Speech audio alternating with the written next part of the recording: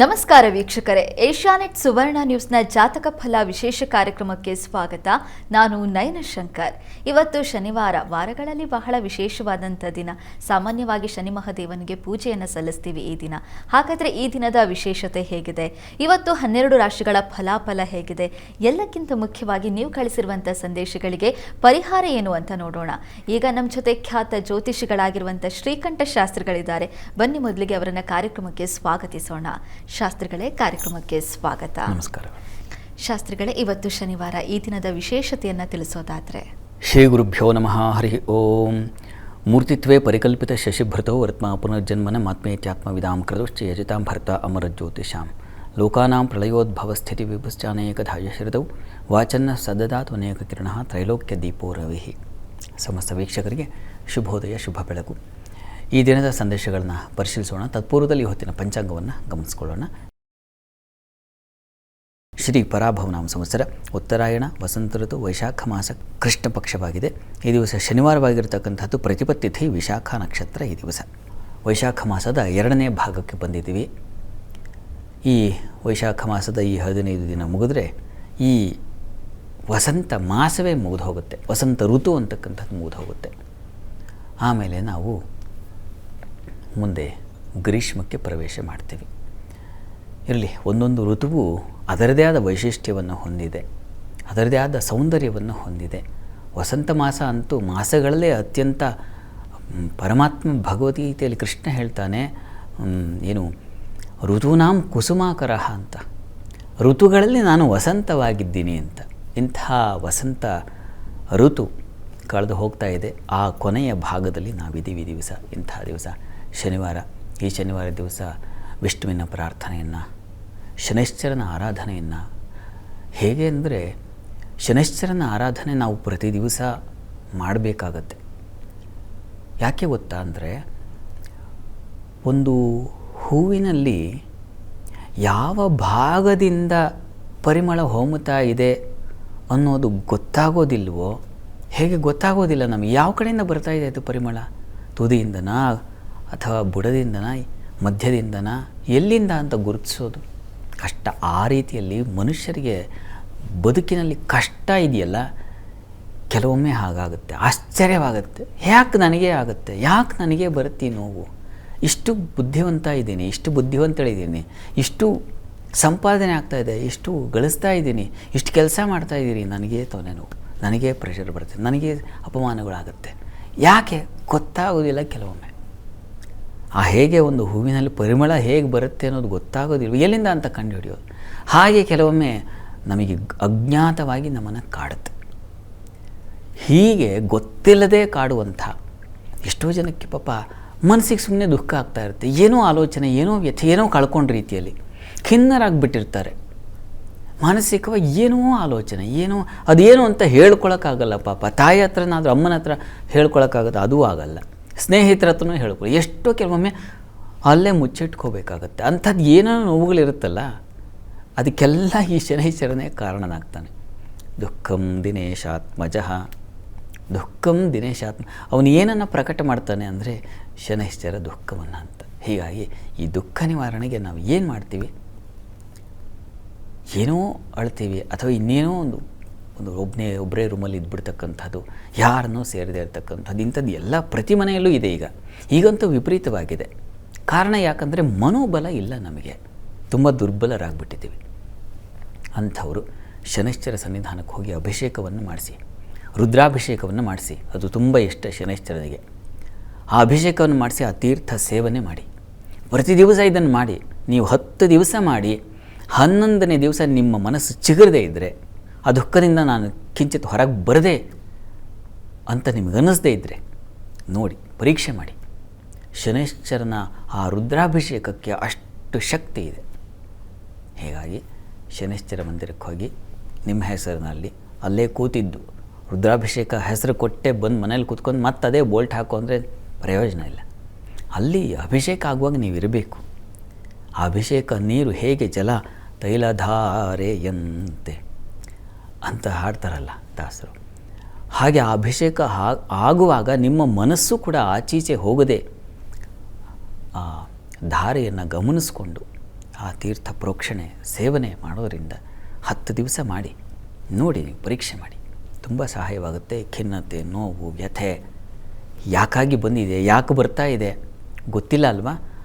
ಹಾಗೆ ಹೇಗೆ ಆ ನೋವು ಬಂದಿದ್ದು ಗೊತ್ತಿಲ್ವೋ, ಹೋಗಿದ್ದು ಗೊತ್ತಾಗೋಲ್ಲ. ಪ್ರಯತ್ನ ಮಾಡಿ. ಶಾಸ್ತ್ರಿಗಳ ಈ ನೋವು, ಹತಾಶೆ, ಖಿನ್ನತೆ ಅನ್ನುವಂಥದ್ದು ಎಲ್ಲರನ್ನ ಕೂಡ ಕಾಡುತ್ತೆ. ಪ್ರಮುಖವಾಗಿ ಇತ್ತೀಚಿನ ದಿನಗಳಲ್ಲಿ ಯುವಕರನ್ನ ಅತಿ ಹೆಚ್ಚಾಗಿ ಕಾಡುತ್ತೆ. ಏನಾದರೂ ಚಿಕ್ಕ ಸಮಸ್ಯೆ ಬಂದರೂ ಕೂಡ ಅದೇ ದೊಡ್ಡದು ಅಂತ ನೋವನ್ನು ಅನುಭವಿಸ್ತಾ ಇರ್ತಾರೆ. ಮತ್ತೊಂದು ಕಡೆ ಈ ಸಮಸ್ಯೆ ಎಲ್ಲಿಂದ ಬಂತು, ಯಾಕಾಗಿ ನಮಗೆ ಬರ್ತಾ ಇದೆ ಅನ್ನುವಂತಹ ಯೋಚನೆ ಕೂಡ ನಮ್ಮನ್ನು ಕಾಡ್ತಾ ಇರುತ್ತೆ. ಅದೆಲ್ಲದಕ್ಕೂ ಕೂಡ ಒಂದಲ್ಲ ಒಂದು ರೀತಿಯಲ್ಲಿ ಈ ಕರ್ಮಫಲದಾತ ಶನಿ ಮಹಾದೇವ ಕಾರಣ ಆಗಿರ್ತಾನೆ. ನಾವು ಆತನನ್ನು ಆರಾಧನೆ ಮಾಡೋದ್ರಿಂದ ಆ ನೋವಿನಿಂದ ಹೊರಬಂದು ಒಂದಿಷ್ಟು ಉತ್ತಮವಾದ ಜೀವನವನ್ನು ಸಾಗಿಸ್ಬೋದು ಅನ್ನೋದನ್ನು ಇವತ್ತು ತಿಳಿಸ್ಕೊಟ್ಟಿದ್ದೀರಾ. ಈಗ ವೀಕ್ಷಕರು ಕಳಿಸಿರುವಂತಹ ಸಂದೇಶಗಳನ್ನು ನೋಡ್ತಾ ಹೋಗೋಣ ಶಾಸ್ತ್ರಿಗಳೇ. ಮೊದಲನೇ ಸಂದೇಶವನ್ನು ತುಮಕೂರಿನಿಂದ ಶ್ರೀಧರ್ ದಂಪತಿಯವರು ಕಳಿಸಿದ್ದಾರೆ. ಶ್ರೀಧರ್ ಅವರ ಜನ್ಮ ದಿನಾಂಕ 21/5/1987. ಹುಟ್ಟಿದ ಸಮಯ ಬೆಳಗ್ಗೆ 11 ಗಂಟೆ. PhD ಪೂರ್ಣ ಆಗಿದೆ, ಒಳ್ಳೆ ಕೆಲಸ ಸಿಗ್ತಾ ಇಲ್ಲ, ಜೊತೆಗೆ ಕುಟುಂಬದಲ್ಲಿ ಸಮಸ್ಯೆ ಆಗಿದೆ. ಮದುವೆಯಾಗಿ 8 ವರ್ಷ ಆದರೂ ಕೂಡ ಮಕ್ಕಳಿಲ್ಲ ಅಂತ ಹೇಳಿದ್ದಾರೆ. ಅದರ ಜೊತೆಗೆ ಅವರ ಪತ್ನಿ ಅರ್ಚನಾ ಅವರ ಜನ್ಮ ದಿನಾಂಕವನ್ನು ಕೂಡ ಕಳಿಸಿದ್ದಾರೆ. ಅರ್ಚನಾ ಅವರ ಜನ್ಮ ದಿನಾಂಕ 15/4/1996. ಹುಟ್ಟಿದ ಸಮಯ ಬೆಳಗ್ಗೆ 7 ಗಂಟೆ 30 ನಿಮಿಷ. ಪರಿಹಾರ ತಿಳಿಸಿ ಅಂತ ಪ್ರಶ್ನೆ ಕಳಿಸಿದ್ದಾರೆ ಶಾಸ್ತ್ರಿಗಳೇ. ಶ್ರೀಧರ್ ಅವರ ಪ್ರಶ್ನೆ, ಅವರು PhD ಆಗಿದೆ, ಪಾಪ ಕೆಲಸ ಸಿಗ್ತಾ ಇಲ್ಲ, ಮನೇಲಿ ಸಮಸ್ಯೆ, ಸಂತಾನವೂ ಆಗಿಲ್ಲ ಅಂತ ಪಾಪ ಬಾಧೆ ಇದೆ ಅಲ್ವಾ? ಹೌದು ಶಾಸ್ತ್ರಿಗಳೇ. ಜಾತಕ ನೋಡೋಣ. ಹೇಳಿದ್ನಲ್ಲ ಇಷ್ಟೊತ್ತು, ಯಾವ ಥರ ಯಾಕಾಗಿ ಕಾಡ್ತಾನೆ ಶನೈಶ್ಚರ ಗೊತ್ತಾಗೋದಿಲ್ಲ. ನಿಮ್ಮ ಜಾತಕವನ್ನು ಪರಿಶೀಲಿಸೋಣ. ನೋಡಿ, ಈ ಜಾತಕವನ್ನು 2 ಜಾತಕವನ್ನು ಪರಿಶೀಲಿಸಿದ್ರೆ ನೋಡಿ, ನಿಮ್ಮ ಶ್ರೀಧರ್ ಅವರೇ ತಮ್ಮ ಜಾತಕದಲ್ಲಿ ತಮ್ಮದು ಕರ್ಕಟಕ ಲಗ್ನ, ಪಂಚಮದಲ್ಲಿ ಯಾವುದನ್ನು ಮನಸ್ಸಿನ ಸ್ಥಾನ ಅಂತೀವೋ ಅಲ್ಲಿ ಶನೈಶ್ಚರ ಇದ್ದಾನೆ. ಆ ಅಧಿಪತಿ ಕುಜ ವ್ಯಯದಲ್ಲಿದ್ದಾನೆ. ಪಂಚಮಾಧಿಪತಿಯನ್ನೇ ಸಂತಾನದ ಅಧಿಪತಿ ಅಂತಲೂ ಕರೀತಾರಲ್ವ. ಆ ಅಧಿಪತಿ ವ್ಯಯದಲ್ಲಿದ್ದಾಗ ಸಂತಾನದಲ್ಲಿ ಸ್ವಲ್ಪ ಮಟ್ಟಿಗೆ ತೊಡಕು, ಅಥವಾ ಆದರೂ ಮಗುದ ಕೈಗೆ ದಕ್ಕದೆ ಹೋಗ್ಬಿಡ್ತಕ್ಕಂತಹ ಸಾಧ್ಯತೆ, ಇವುಗಳನ್ನು ಸೂಚಿಸ್ತಾ ಇದೆ. ಪಾಪಗ್ರಹಗಳು ಆ ಸಂತಾನ ಕ್ಷೇತ್ರದಲ್ಲಿದ್ದರೆ ಅಲ್ಲಿ ಶಾಸ್ತ್ರಗಳಲ್ಲೇ ವಿವರಿಸುತ್ತೆ. ಅಲ್ಲಿ ಏನಾಗುತ್ತೆ, ಒಳ್ಳೆಯ ಒಂದು ನಾವು ಹೇಗೆ ಒಂದು ಮರ ಗಿಡಗಳನ್ನು ನೆಡುವಾಗ ಸಂಪೂರ್ಣವಾಗಿ ಎಲ್ಲವನ್ನು ಪರಿಶೀಲಿಸ್ಕೊಳ್ತೀವೋ, ಬಲವನ್ನು ಒಂದು ಬೀಜದೊಳಗೆ ಅಷ್ಟು ಬಲವೂ ಬೇಕಾಗುತ್ತೆ ಒಂದು ಮಹದ್ ವೃಕ್ಷ ಬರಬೇಕಾಗಿದ್ದರೆ. ಆ ರೀತಿಯಲ್ಲಿ ಇಲ್ಲಿ ಏನಾಗಿದೆ, ಉದರ ಸ್ಥಾನದಲ್ಲಿ, ಆ ಎಕ್ಸಾಕ್ಟಾಗಿ ಸಂತಾನ ಸ್ಥಾನದಲ್ಲಿ ಶನೈಶ್ಚರ ಇರತಕ್ಕಂಥದ್ದು, ಆ ಅಧಿಪತಿ ವ್ಯಯದಲ್ಲಿರ್ತಕ್ಕಂಥ ಇದು ಸ್ವಲ್ಪ ತೊಡಕನ್ನು ಸೂಚಿಸ್ತಾ ಇದೆ. ಇನ್ನು ನಿಮ್ಮ ಮನೆಯವರ ಜಾತಕವನ್ನು ಗಮನಿಸಿದ್ರೆ ಇದು ತುಂಬ ಚೆನ್ನಾಗಿದೆ ವಸ್ತುತಃ. ಅದು ಮೇಷಲಗ್ನ, ಲಗ್ನಾಧಿಪತಿ ಅಲ್ಲಿ ವ್ಯಯದಲ್ಲಿದ್ದಾನೆ. ಅವ್ರಿಗೂ ಶರೀರದಲ್ಲಿ ಬಲ ಅಷ್ಟು ಕಡಿಮೆ ಸೂಚಿಸ್ತಾ ಇದೆ. ಆದರೆ ಪಂಚಮ ಸ್ಥಾನದ ಅಧಿಪತಿ ರವಿ ತುಂಬ ಚೆನ್ನಾಗಿದ್ದಾನೆ, ಭಾಗ್ಯಾಧಿಪತಿ ತುಂಬ ಚೆನ್ನಾಗಿದ್ದಾನೆ. ಒಂದು ಕಡೆ ಇದೆ ಫಲ, ಒಂದು ಕಡೆ ಫಲ ಸ್ವಲ್ಪ ಕಡಿಮೆ ಪ್ರಮಾಣದಲ್ಲಿದೆ. ಈ ರೀತಿಯಲ್ಲಿ ಇದ್ದಾಗ ಅದಕ್ಕಾಗಿ ನಾವು ಭಗವದ್ ಆರಾಧನೆಯನ್ನು ಮಾಡಬೇಕು. ಇದಕ್ಕೆ ಶನಿ ಮತ್ತು ಕುಜರ ಆರಾಧನೆಯನ್ನು ಮಾಡಿ, ಗ್ರಹಶಾಂತಿಯನ್ನು ಮಾಡಿಸಿ, ಮುಖ್ಯವಾಗಿ ಸುಬ್ರಹ್ಮಣ್ಯನ ಆರಾಧನೆ ಮತ್ತು ವಿಷ್ಣು ಸಹಸ್ರನಾಮ ಇವೆರಡೂ ಬೇಕಾಗುತ್ತೆ. ಒಂದು ಸಂತಾನಪ್ರದ ಸುಬ್ರಹ್ಮಣ್ಯ ಹವನ ಅಂತ ಬರುತ್ತೆ, ಇನ್ನೊಂದು ವಿಷ್ಣು ಸಹಸ್ರನಾಮ ಹವನ. ಸಾಧ್ಯವಾದರೆ ಇವೆರಡನ್ನು ಮಾಡಿಸಿ, ಅದು ನಿಮ್ಮ ವೃತ್ತಿಗೂ ಸಹಾಯವಾಗುತ್ತೆ ಮತ್ತು ಈ ಸಂತಾನಕ್ಕೂ ಅನುಕೂಲ ಆಗುತ್ತೆ. ಎರಡೂ ರೀತಿಯ ಫಲಗಳಿಗೆ ಇವೆರಡೂ ತುಂಬ ಶ್ರೇಯಸ್ಕರವಾದ ಸಾಧನ ಆಗುತ್ತೆ.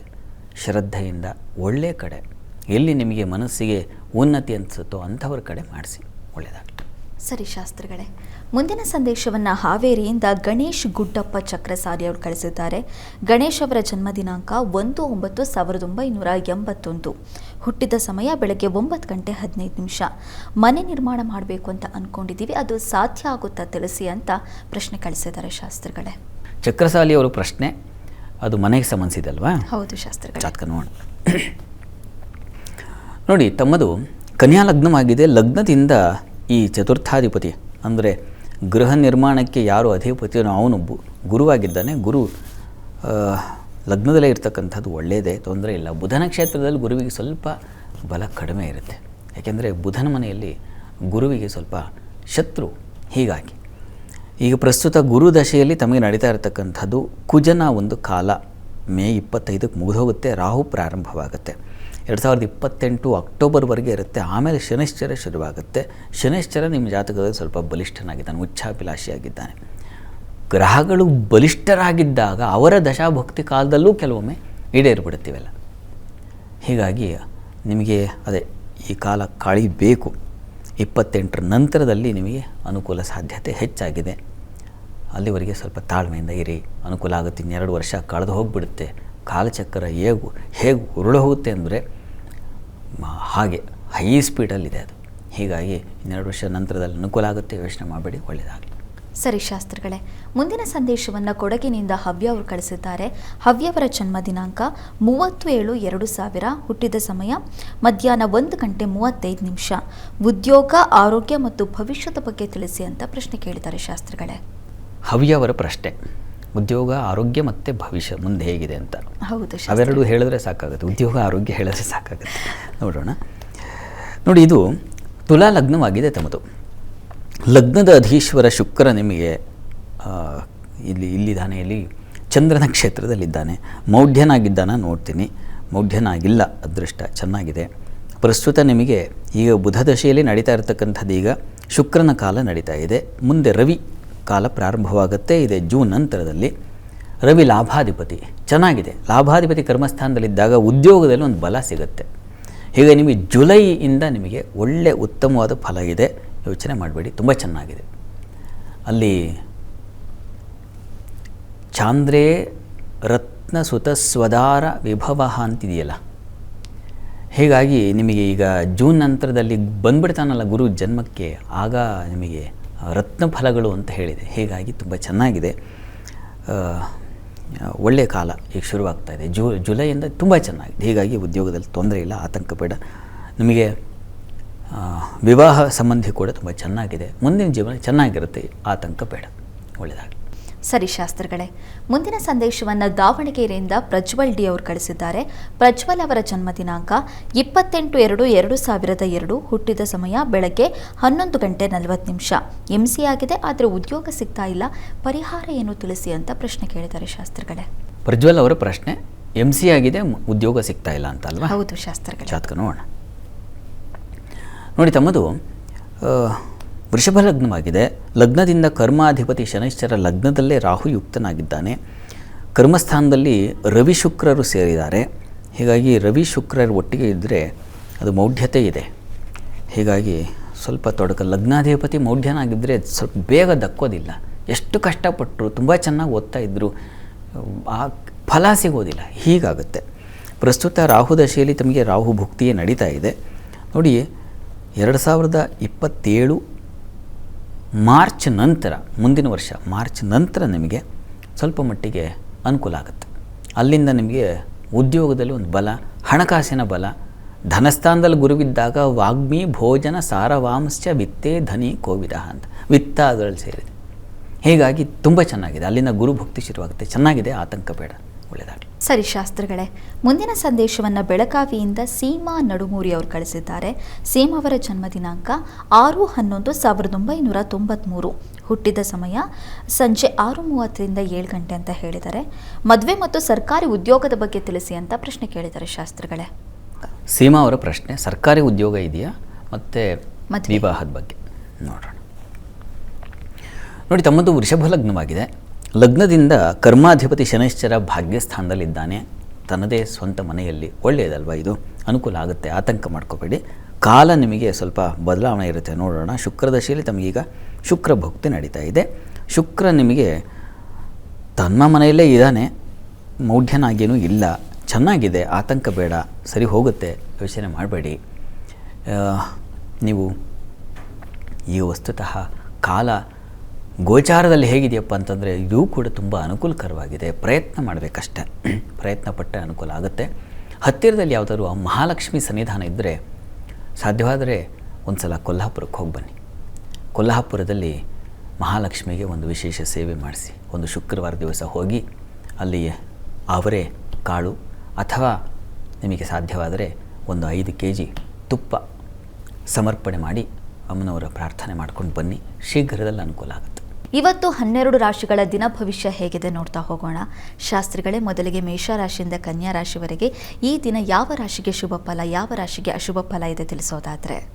12 ರಾಶಿಗಳ ಫಲಾಫಲ ತಿಳಿಯುವ ಮುನ್ನ ಈ ಹೊತ್ತಿನ ಗ್ರಹಸ್ಥಿತಿಯನ್ನು ಗಮನಿಸ್ಕೊಳ್ಳೋದಾದರೆ, ಮೇಷರಾಶಿಯಲ್ಲಿ ರವಿ ಬುಧರ ಯುತಿಯನ್ನು ಕಾಣ್ತಾ ಇದ್ದೀವಿ. ಮಾಂದಿ ಮತ್ತು ಶುಕ್ರಮಾಂದಿಯರು ಒಂದಾಗಿದ್ದಾರೆ, ಒಟ್ಟಾಗಿದ್ದಾರೆ. ಅದು ವೃಷಭ ರಾಶಿಯಲ್ಲಿ. ಇನ್ನು ಗುರು ಇರತಕ್ಕಂಥದ್ದು ಅದು ಮಿಥುನ ರಾಶಿಯಲ್ಲಿ. ಕೇತುವಿನ ಸ್ಥಿತಿಯನ್ನು ಕಾಣ್ತಾ ಇದ್ದೀವಿ ಸಿಂಹ ರಾಶಿಯಲ್ಲಿ. ಇನ್ನು ಚಂದ್ರ ಇರತಕ್ಕಂಥದ್ದು ತುಲಾ ರಾಶಿಯಲ್ಲಿ, ಕುಂಭ ರಾಶಿಯಲ್ಲಿ, ರಾಹು ಮೀನ ರಾಶಿಯಲ್ಲಿ, ಕುಜ ಶನಿ ಯಶ್ಚರರು ಇದ್ದಾರೆ. ಹೀಗಿರುವಾಗ 12 ರಾಶಿಗಳ ಫಲಾಫಲ ತಿಳಿತಾ ಹೋಗೋಣ. ಮೊದಲಿಗೆ ಮೇಷರಾಶಿ. ಮೇಷರಾಶಿಯವರಿಗೆ ಈ ದಿವಸ ನೋಡಿ, ಬುದ್ಧಿಬಲ ಚೆನ್ನಾಗಿದೆ. ಅಲ್ಲಿ ರವಿ ಬುಧರ ಯುತಿಗೆ ಬುಧಾದಿತ್ಯ ಯೋಗ ಅಂತ ಒಳ್ಳೆಯ ಯೋಗ. ಅದು ಏನಪ್ಪ ಫಲ ಅಂತಂದರೆ ಬುಧೇನ ನಿಪುಣಂ ಧೀಕೀರ್ತಿ ಸೌಖ್ಯಾನ್ವಿತಂ ಅಂತ. ಹೀಗಾಗಿ ನೈಪುಣ್ಯತೆ ಬರುತ್ತೆ, ಬುದ್ಧಿ ಬಲ ಚೆನ್ನಾಗಿರ್ತದೆ, ವೈದ್ಯಕೀಯ ಕ್ಷೇತ್ರದಲ್ಲಿ ಅವರಿಗೆ ತುಂಬ ಚೆನ್ನಾಗಿರುತ್ತೆ. ಈ ರೀತಿಯಲ್ಲೆಲ್ಲ ಇದೆ. ಈ ದಿವಸ ಕುಟುಂಬದಲ್ಲಿ ಸ್ತ್ರೀಯರ ನಡುವೆ ಸ್ವಲ್ಪ ಜಗಳ ಕಲಹ ಬರಲಿಕ್ಕೆ ಸಾಧ್ಯತೆ ಇದೆ. ಪರಸ್ಪರ ಹತ್ಕೊಂಡ್ಬಿಡುತ್ತೆ ಬೆಂಕಿ, ಹುಷಾರು. ಒಂದು ಸಲ ಮಾತಿನಿಂದ ಶುರುವಾಗಿಬಿಟ್ರೆ ವಾಕ್ಸ್ಥಾನದಲ್ಲಿ ಮಾಂದಿಗಿದ್ದರೆ ನಾಚಾಟು ವಾಕ್ಯಂ ಕಲಹ ಹೆಮಾನು ಅಂತಿದೆಯಲ್ಲ. ಹೀಗಾಗಿ ಮಾತು ಅಷ್ಟು ಮೃದುವಾಗಿರಲ್ಲ, ಹೊರಟಾಗಿರುತ್ತೆ. ಹೆಣ್ಣುಮಕ್ಕಳಿಗೆ ಹಾಗೆ ಮಾತು ಇರಬಾರ್ದು. ಅವರು ಹೇಗೆ ಮೃದುವಾಗಿರ್ತಾರೋ ಮಾತು ಹಾಗೇ ಮೃದುವಾಗಿರಬೇಕಲ್ವ. ಆ ರೀತಿಯಲ್ಲಿ ಈ ದಿವಸ ತೊಂದರೆಗಳನ್ನು ಸೂಚಿಸ್ತಾ ಇದೆ, ಹುಷಾರು. ಇನ್ನು ಸಪ್ತಮ ತುಂಬ ಚೆನ್ನಾಗಿದೆ, ಚಂದ್ರನಿದ್ದಾನೆ. ಹೀಗಾಗಿ ಸಂಗಾತಿಯಲ್ಲಿ ಅನ್ಯೋನ್ಯತೆ, ಸಾಮರಸ್ಯ, ಆ ಪ್ರೀತಿ ವಿಶ್ವಾಸಗಳೇನು ಕೊರತೆ ಇಲ್ಲ. ಇನ್ನು ವೃತ್ತಿಯಲ್ಲೂ ಅಷ್ಟೇ ಅನುಕೂಲದ ವಾತಾವರಣ ಕಾಣ್ತೀರಾ. ಪ್ರಾರ್ಥನೆಗೆ ದಿವಸ ನೀವು ಮಹಾಲಕ್ಷ್ಮಿ ಸನ್ನಿಧಾನದಲ್ಲಿ ಒಂದು ಅಭಿಷೇಕ ಮಾಡಿಸಿ. ಇನ್ನು ವೃಷಭ ರಾಶಿಯವರಿಗೆ ದಿವಸ ಆರೋಗ್ಯದಲ್ಲಿ ಸ್ವಲ್ಪ ವ್ಯತ್ಯಾಸ ಕಾಣ್ತಾ ಇದೆ. ಸಣ್ಣ ಪ್ರಮಾಣದಲ್ಲಿ ಹುಷಾರು, ಕಣ್ಣಿನ ಬಾಧೆ ಬರಬಹುದು, ಹುಷಾರು. ಉಳಿದ ಹಾಗೆ ದಿವಸ ನಿಮಗೆ ವೃತ್ತಿಯಲ್ಲಿ ಅನುಕೂಲ, ಲಾಭ, ಹಿರಿಯರ ಸಹಾಯ ಸಹಕಾರ ಇದೆಲ್ಲ ತುಂಬ ಚೆನ್ನಾಗಿದೆ. ಕುಟುಂಬ ಸೌಖ್ಯ ಚೆನ್ನಾಗಿದೆ. ಹಣಕಾಸಿನ ಕ್ಷೇತ್ರದಲ್ಲಿ ಕೆಲಸ ಮಾಡೋರಿಗೆ ತುಂಬ ಚೆನ್ನಾಗಿದೆ. ಈ ದಿವಸ ನಿಮಗೆ ಮನಸ್ಸಿಗೆ ಸಮಾಧಾನ ಇತ್ಯಾದಿ ಕಾಣ್ತೀರ. ಪ್ರಾರ್ಥನೆಗೆ ದಿವಸ ಆರೋಗ್ಯದ ದೃಷ್ಟಿಯಿಂದ ಮಹಾಲಕ್ಷ್ಮಿ ಸನ್ನಿಧಾನದಲ್ಲಿ ಅಭಿಷೇಕ ಮಾಡಿಸಿ. ಇನ್ನು ಮಿಥುನ ರಾಶಿಯವರಿಗೆ ದಿವಸ ಲಾಭ ಇದೆ. ರಾಶ್ಯಾಧಿಪತಿ ಲಾಭದಲ್ಲಿದ್ದಾಗ ಲಾಭವೇ ಬರುತ್ತೆ. ಸಹೋದರು ಹಿರಿಯರಿಂದ ಸಹಾಯ ಸಹಕಾರಗಳು, ರಾಜಕಾರಣಿಗಳು ಅವರಿಗೆಲ್ಲ ತುಂಬ ಹೆಚ್ಚಿನ ಅನುಕೂಲ. ಜನಾನುರಾಗ ಅಥವಾ ಜನಸೇವೆಯಲ್ಲಿರ್ತಕ್ಕಂಥವರಿಗೆ ಲಾಭ ಅಥವಾ ಅನುಕೂಲದ ವಾತಾವರಣ, ನಿಮ್ಮ ಮಾತು ನಡೆಯುತ್ತೆ. ಆ ರೀತಿಯಲ್ಲಿ ಕೃಷಿಕರಿಗೆ ತುಂಬ ಚೆನ್ನಾಗಿದೆ. ಮಕ್ಕಳ ವಿಚಾರದಲ್ಲಿ ತುಂಬ ಒಂದು ರೀತಿಯ ಪ್ರೀತಿ ವಿಶ್ವಾಸಗಳೆಲ್ಲ ಚೆನ್ನಾಗಿದೆ. ಈ ದಿವಸ ಒಟ್ಟಾರೆಯಾಗಿ ಕುಟುಂಬದವರೆಲ್ಲ ಒಟ್ಟಾಗ್ತಕ್ಕಂಥದ್ದು, ಒಟ್ಟುಗೂಡ್ತಕ್ಕಂಥದ್ದು, ಆ ಪ್ರೀತಿ ಆನಂದಗಳ ಲಾಭ, ಅದು ಲಾಭವೇ, ಅದು ಚೆನ್ನಾಗಿದೆ. ಈ ದಿವಸ ಅತಿಯಾದ ಖರ್ಚಿದೆ. ಈ ದಿವಸ ಪ್ರಾರ್ಥನೆಗೆ ದಿವಸ ಮಹಾಲಕ್ಷ್ಮಿ ಪ್ರಾರ್ಥನೆಯನ್ನೇ ಮಾಡಿ ನೀವು ಕೂಡ. ಇನ್ನು ಕರ್ಕಟಕ ರಾಶಿಯವರಿಗೆ ದಿವಸ ಕೃಷಿಕರಿಗೆ ತುಂಬ ಚೆನ್ನಾಗಿದೆ. ಮನರಂಜನೆ, ಮನಸ್ಸಿಗೆ ಹಿತ ಮುದವಾದ ವಾತಾವರಣ, ಸ್ನೇಹಿತರ ಜೊತೆಗೆ ಬಂಧುಗಳ ಜೊತೆಗೆ ಒಂದು ಒಡನಾಟ, ಆತ್ಮೀಯತೆ ಇದೆಲ್ಲ ತುಂಬ ಚೆನ್ನಾಗಿದೆ. ವೃತ್ತಿಯಲ್ಲೂ ಬಹಳ ವಿಶೇಷವಾದ ಅನುಕೂಲ ಕಾಣ್ತೀರಾ, ಲಾಭವನ್ನು ಕಾಣ್ತೀರಾ. ವಸ್ತ್ರಾಭರಣ ಕ್ಷೇತ್ರದವರಿಗೆ, ವೈದ್ಯಕೀಯ ಕ್ಷೇತ್ರದವರಿಗೆ ತುಂಬ ಚೆನ್ನಾಗಿದೆ. ಆಯುರ್ವೇದ ಈ ಥರ ಕ್ಷೇತ್ರಗಳಲ್ಲೆಲ್ಲ ಕೆಲಸ ಮಾಡೋರಿಗೆ ತುಂಬ ಚೆನ್ನಾಗಿದೆ.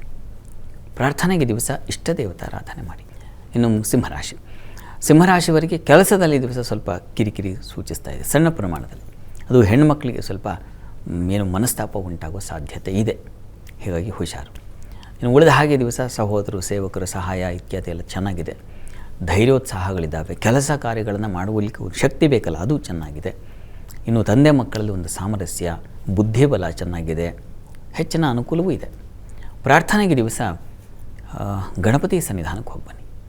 ಕನ್ಯಾ ರಾಶಿಯವರಿಗೆ ದಿವಸ ನೋಡಿ, ಚಂದ್ರ ದ್ವಿತೀಯದಲ್ಲಿದ್ದಾಗ ತುಂಬ ಚೆನ್ನಾಗಿ ಮಾತು ಮತ್ತು ಕುಟುಂಬ ಸೌಖ್ಯತೆ ಇದೆಲ್ಲ ತುಂಬ ಚೆನ್ನಾಗಿರ್ತದೆ. ಹೆಣ್ಣುಮಕ್ಕಳಿಗೆ ಮೃದುವಾಗಿ ಮಾತಾಡಿ ಕಾರ್ಯ ಸಾಧನೆ ಮಾಡ್ತಕ್ಕಂಥದ್ದು, ಹಣಕಾಸಿನ ಅನುಕೂಲ ಉಂಟಾಗ್ತಕ್ಕಂಥದ್ದು ತುಂಬ ಚೆನ್ನಾಗಿದೆ. ಅದರಲ್ಲೂ ಹಾಲು ಹೈನು ವ್ಯಾಪಾರಿಗಳಿಗೆ, ಒಂದು ಮಜ್ಜಿಗೆ ಮಾರೋರಿಂದ ಹಿಡಿದು ಅವುಗಳ ಏನು ಬೇರೆ ಬೇರೆ ಉತ್ಪನ್ನಗಳಿದ್ದಾವಲ್ಲ, ಹಾಲಿನ ಪ್ರಾಡಕ್ಟ್ಸ್, ಅವುಗಳಿಗೆ ತುಂಬ ಚೆನ್ನಾಗಿದೆ.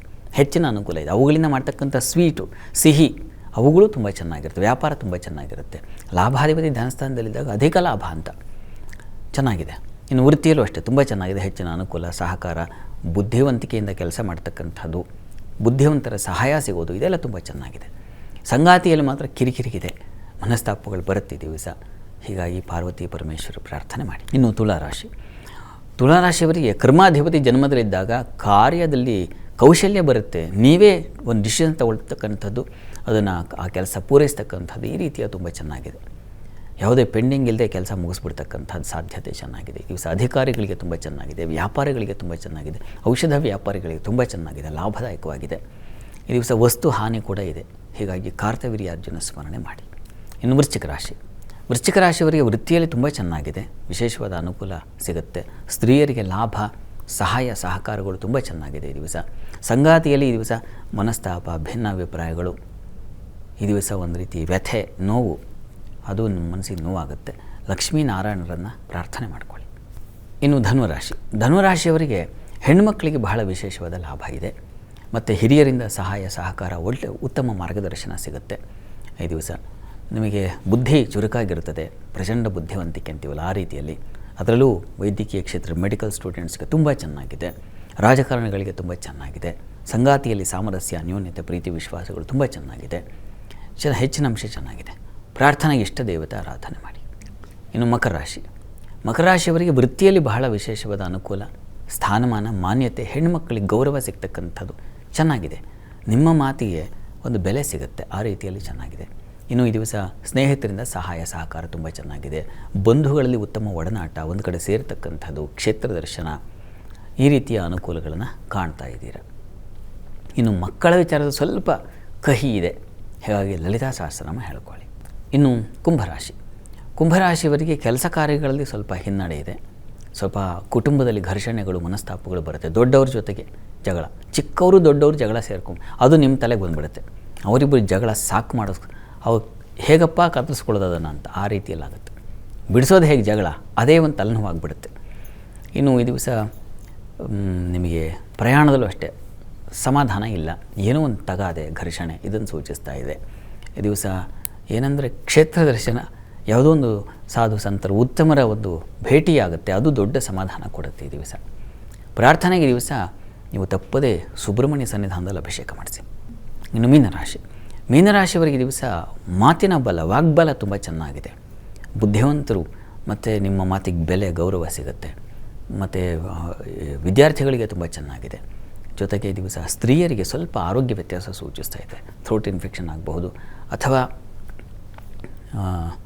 ಸೊಂಟ ಆ ಭಾಗದಲ್ಲಿ ಸ್ವಲ್ಪ ಸಮಸ್ಯೆ ಸೂಚಿಸ್ತಾ ಇದೆ, ಹುಷಾರು. ಆರೋಗ್ಯದ ದೃಷ್ಟಿಯಿಂದ ದುರ್ಗಾ ಕವಚ ಹೇಳ್ಕೊಳ್ಳಿ. ಈ ದಿವಸ 12 ರಾಶಿಗಳವರು, ರಾಶಿ ಗೊತ್ತಿಲ್ಲ ಅಂತಕ್ಕಂಥವರು ಹೇಳಬಹುದಾದ ಮಂತ್ರ ಗಮನಿಸಿ. ಕಷ್ಟೌಘನಾಶಕರ್ಯಾಯ ನಮಃ. ಈ ಮಂತ್ರ ಹೇಳ್ಕೊಳ್ಳಿ, ಶನೈಶ್ಚರ ಕಷ್ಟಗಳನ್ನು ಕಳೆದಾಕ್ತಾನೆ. ಶಾಸ್ತ್ರಿಗಳೇ, ಈ ದಿನದ ವಿಶೇಷತೆ, ದ್ವಾದಶ ರಾಶಿಗಳ ಫಲ, ವೀಕ್ಷಕರ ಸಂದೇಶಗಳಿಗೆ ಪರಿಹಾರ ತಿಳಿಸಿದ್ದೀರಾ. ಧನ್ಯವಾದಗಳು ಶಾಸ್ತ್ರಿಗಳೇ. ಸರ್ವೇ ಜನಾಃ ಸುಖಿನೋ ಭವಂತು, ಸಮಸ್ತ ಸನ್ಮಂಗಳಾನಿ ಭವಂತು. ಎಲ್ಲರಿಗೂ ಶುಭವಾಗಲಿ.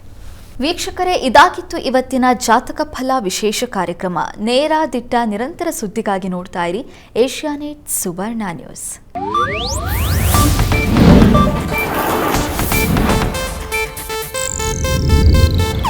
ಇದು ಏಷ್ಯಾನೆಟ್ ನ್ಯೂಸ್ ನೆಟ್ವರ್ಕ್ ಪ್ರಸ್ತುತಿ.